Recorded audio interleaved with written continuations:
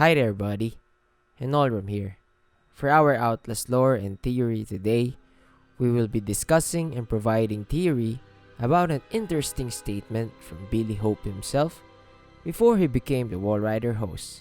It's called In the Blood Dreams of Dr. Trager.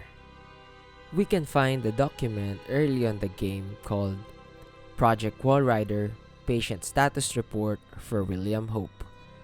The content of the document is all about the report of observing physician Dr. Carl Houston regarding Billy's therapy status, diagnostics, and interview notes.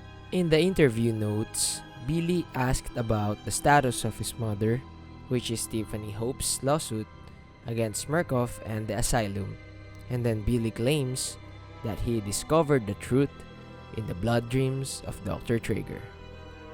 Now, Murkoff concludes that this represents a catastrophic breach in security.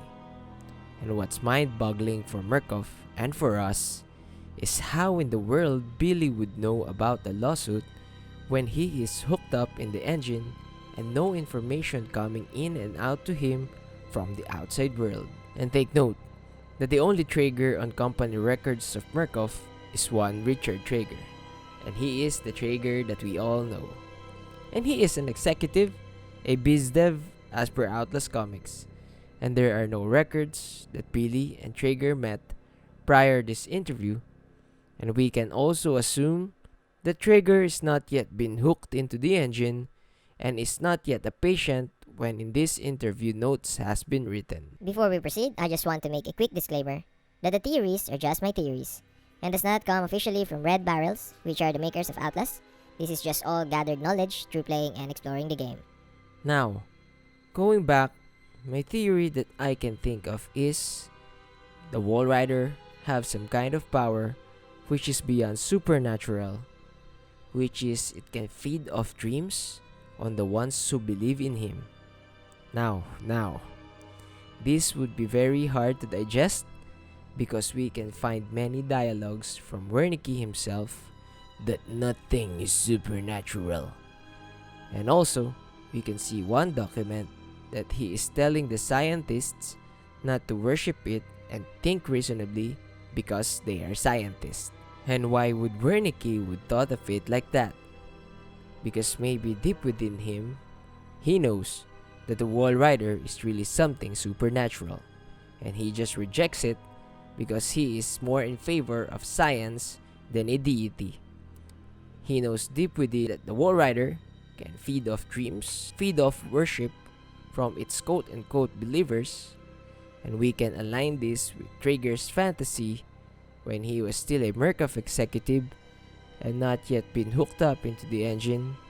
He has a deep desire of mutilating and cauterizing body parts, which we can consider as a bloody act. And these desires and blood dreams are deeply rooted within Trager because naturally Trager is a violent and bloody man.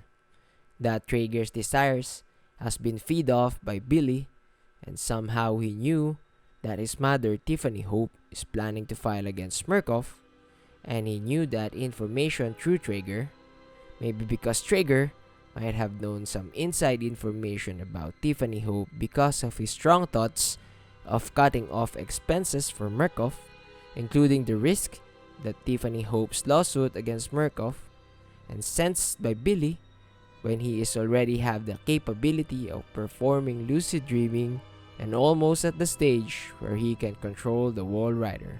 Then after Trager was hooked into the engine, we can then see the full extent of his blood desires when he began the doctor thing on the patients and when he started mutilating them, and as one patient said, "It worked too well. He's still alive, filled with Wernicke's nightmare." So, with all that being said, we can somehow align that Billy, before he controlled the Walrider, or even when he is in control already, he can sense off and feed off dreams and desires, especially when it has horror and trauma in it. And that's what the engine and Walrider is about. The ones who will be capable of activating the engine has witnessed enough trauma and horror in their lives. Trager did not activate the engine, but the experiment on him worked too well, and all of his blood dreams and desires of violence came to life.